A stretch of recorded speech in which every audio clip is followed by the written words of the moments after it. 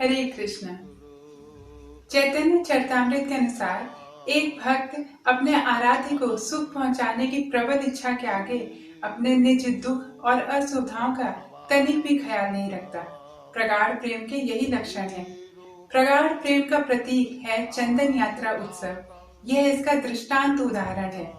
वैशाख मास के शुक्ल पक्ष की अक्षय तृतीया से शुरू होने वाला चंदन यात्रा उत्सव 21 दिन तक चलने वाला एक त्योहार है। यह उत्सव भगवान श्री कृष्ण के सभी भक्तों के लिए अत्यंत महत्वपूर्ण है।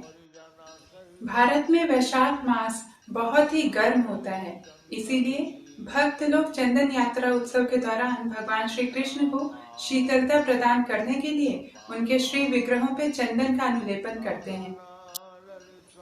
भगवान श्री जगन्नाथ ने राजा इंद्रद्युम्न को चंदन यात्रा उत्सव मनाने के साक्षात निर्देश प्रदान किए थे। चंदन यात्रा उत्सव के दौरान भगवान श्री जगन्नाथ के संपूर्ण श्री विग्रहों पे चंदन का लेप किया जाता है, केवल उनके 2 कमल नयनों को छोड़कर। इसके उपरांत मंदिर परिसर में स्थित तालाब में भगवान श्री जगन्नाथ नौका विहार का आनंद लेते हैं।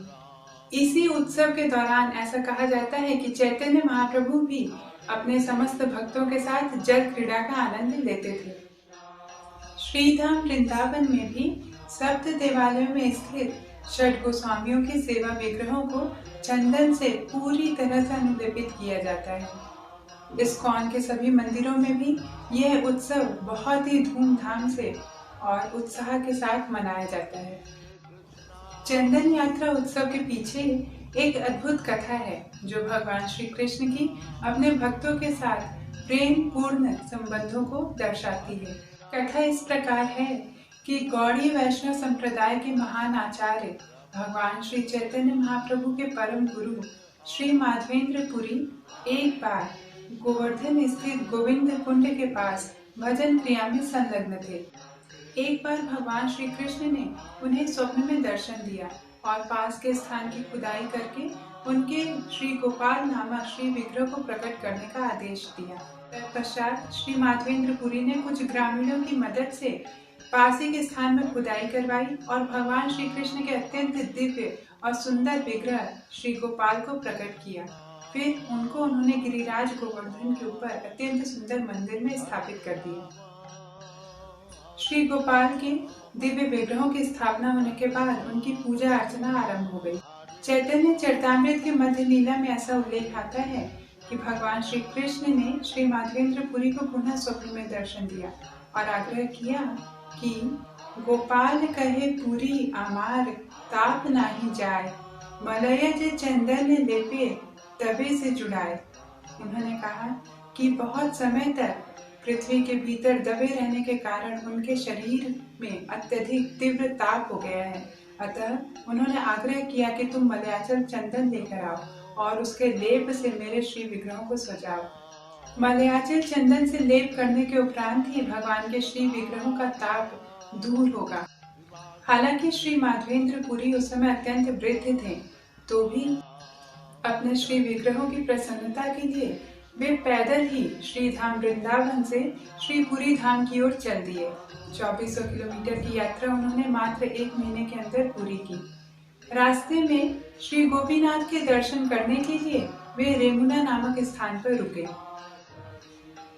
वैसे तो श्री माधवेंद्र पुरी एक अयाचित वैष्णव थे, अर्थात किसी से भी भोजन की याचना नहीं करते थे। उनको भगवान की इच्छा से जो कुछ भी प्राप्त हो जाता था उसी में संतुष्ट रहते थे। यहाँ पर श्री गोपीनाथ जी को अत्यंत सुंदर, स्वादिष्ट और मधुर खीर का भोग लगाया जाता था। खीर का भोग लगते समय श्री माधवेंद्र पुरी के मन में ऐसा विचार आया कि यदि मैं ये प्रसाद थोड़ा सा पा लेता तो ऐसा ही स्वादिष्ट भोग श्री गोपाल जी को भी लगाता। लेकिन श्री माधवेंद्र पुरी ने श्री गोपीनाथ के चरण कमलों में अपनी इस इच्छा को एक अपराध माना और वे तुरंत मंदिर से चले गए। गांव के बाहर जाकर वे एकांत में जप करने लगे। लेकिन अपने भक्त की इस इच्छा को भगवान कैसे नहीं पूरी करते। अपने भक्त की इच्छा पूरी करने के लिए श्री गोपीनाथ जी ने खीर का एक कटोरा अपने परिधान के अंदर छुपा लिया।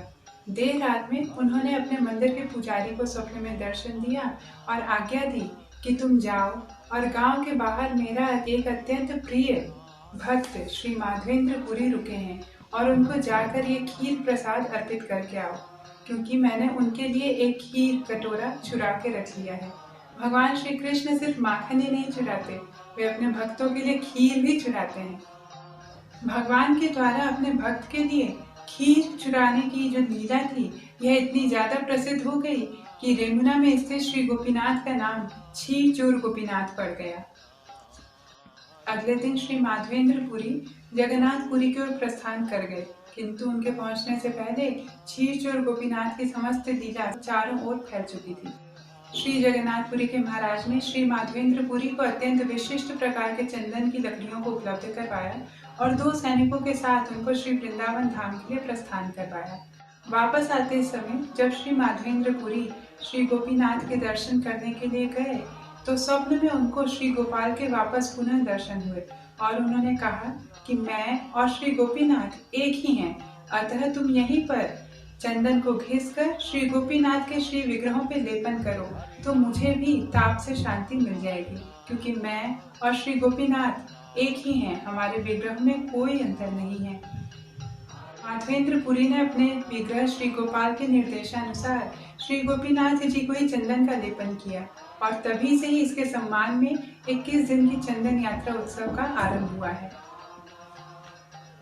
अगर आप भी अपने भौतिक क्लेशों के ताप से पीड़ित हैं, तो इस विशेष अवसर का लाभ उठाएं और भगवान श्री कृष्ण के प्रति अपना प्रगाढ़ प्रेम और सच्ची श्रद्धा प्रदर्शित करने के इस अनुपम अवसर का लाभ उठाएं।